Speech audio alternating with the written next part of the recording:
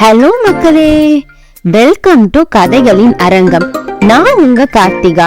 இன்னைக்கு நம்மளுடைய கதை பகுதியில என்ன கதைன்னு தெரிஞ்சுக்கலாமா? வாங்க வீடியோல போகலாம். இன்னைக்கு நம்மளோட கதை பகுதியில ஒரு நம்பிக்கைய இழந்ததுனால வரும் துயர செயலை தான் நாம இன்னைக்கு கதையா கேட்க போறோம். வாங்க கதைக்குள்ளார போகலாம். ஒரு ஊர்ல ராமன்ற விவசாயி புதுசா கல்யாணமாகி தன்னோட மனைவியோட அந்த கிராமத்துல வாழ்ந்துட்டு இருந்தாரு. அந்த தம்பதியினருக்கு கல்யாணமாகி பல வருடங்கள் ஆன பிறகும் குழந்தை இல்லாததுனால ரொம்பவே வருத்தமா இருந்தாங்க. அவங்க மத்த குழந்தைகளை தன்னோட குழந்தையாக நினைச்சு ரொம்ப பாசமாகவும் அன்போவும் இருந்தாங்க. ஒரு நாள் ராம் அவரோட வேலைகள் எல்லாமே முடிச்சுட்டு வீட்டுக்கு திரும்பி வந்துட்டு இருந்த போது அவரோட நிலத்துல வேலைக்காக சென்ற இடத்துலதான் இந்த ஒரு கீரி பிள்ளைய பாக்குறாங்க. அந்த கீரி பிள்ளைய பார்த்துட்டு அது மிகவும் சோர்வாகவும் பலவீனமாகவும் இருப்பதை பாக்குறாங்க. அதனால ராமுக்கு அதை அங்கேயே விட்டுட்டு வர மனசே இல்லை. அதனால அந்த கீரி பிள்ளைய தன்னோட வீட்டுக்கு எடுத்துட்டு வந்து வளர்க்கலாம் அப்படின்னு முடிவு செய்யறாரு. அந்த கீரி பிள்ளையும் அவங்க வீட்டுக்கு வருது. அதை பார்த்த அவருடைய மனைவியும் ரொம்பவே பாசமா அந்த கீரியை எடுத்துட்டு வந்து உபசரிக்கிறாங்க. உணவு வகைகள்லாம் சாப்பிட கொடுக்கறாங்க, ஊட்டியும் விடுறாங்க. சத்தான உணவுகள் எல்லாம் தினமும் கொடுக்க ஆரம்பிக்கிறாங்க. ஏன்னா அப்பதான் இந்த கீரி விரைவுல ஆரோக்கியமாக வளரும் அப்படின்னு சொல்லி நினைச்சு தினமும் சத்தான உணவுகள்லாம் அந்த கீரி பிள்ளைக்கு ஊட்டி விடுறாங்க.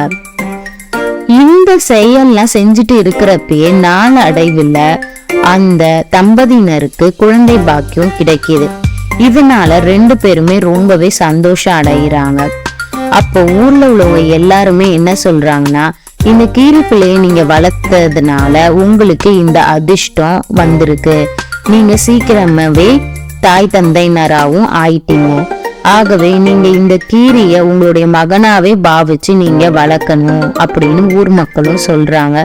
இவங்க ஏற்கனவே ரொம்பவே அன்பாகவும் பணிவோடும் ஆசையோடும் அதை வளர்த்துட்டு இருக்கிறதுனால தன்னோட இன்னொரு மகனாவே பாவிக்கவும் ஆரம்பிக்கிறாங்க. அன்போட வளர்க்கவும் ஆரம்பிச்சிட்டு இருக்காங்க. இதே மாதிரி நாட்கள் செல்ல செல்ல ஒரு நாள் என்ன ஆகுதுன்னா, அந்த குழந்தை தொட்டில்ல தூங்கிக்கிட்டு இருக்கு. அப்ப திடீர்னு வீட்டுக்குள்ளார ஒரு நாகப்பாம்பு வந்துருச்சு. இந்த குழந்தையோட தொட்டிலுக்கு பக்கத்துல போய் அந்த நாகப்பாம்பு நின்னுகிட்டு இருக்கு. அப்போ இங்க இருந்து பார்த்த அந்த கீரி புள்ள பாஞ்சு வேகமா அந்த பாம்பை போய் கடிச்சு வாயாலேயே ஃபுல்லா குத்தி கொன்றுது.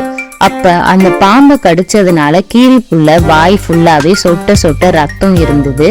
இது எப்படியாவது இந்த விஷயத்த தன்னோட எஜமானிடம் போய் சொல்லணும்னு உடனடியா அங்கே இருந்து எஜமான பார்க்க அந்த விவசாய நிலத்துக்கு வேகமாக ஓடுது இந்த கீரி புள்ள.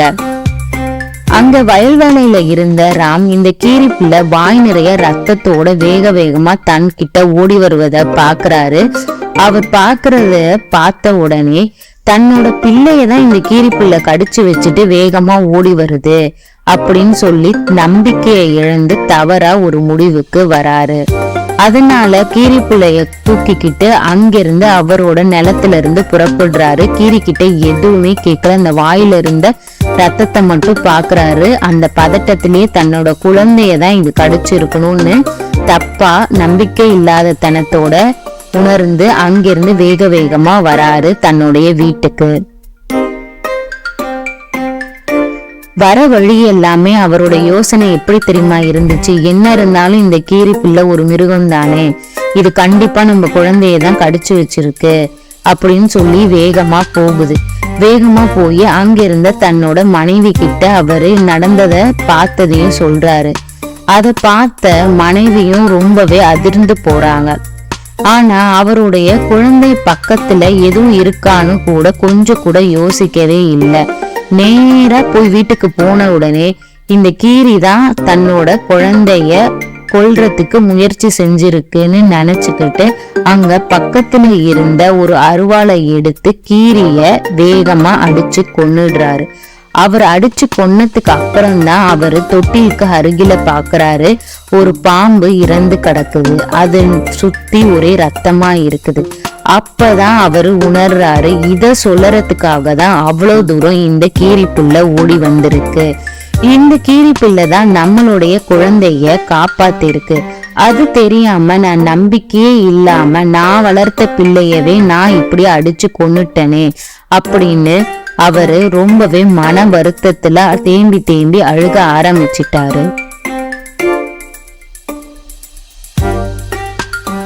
இந்த விஷயத்த அவரால் கொஞ்சம் கூட தாங்கவே முடியல. தீர விசாரிக்காம அவசரமா எடுத்த முடிவால என்ன நேர்ந்ததுன்னு பாத்தீங்களா? இதேதான் நம்ம வாழ்க்கையிலும் எந்த ஒரு விஷயத்தையும் தீர விசாரிச்சுட்டு தான் நாம ஒரு முடிவுக்கே வரணும். இப்படி தீர விசாரிக்காம நாம செய்கிற ஒவ்வொரு செயலும் நமக்கு தீமையாதான் வந்து முடியும்.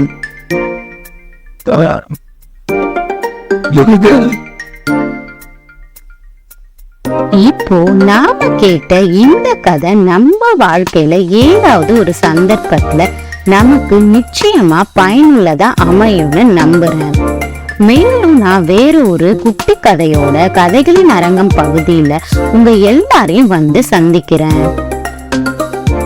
தேங்க்ஸ் ஃபார் வாட்சிங்.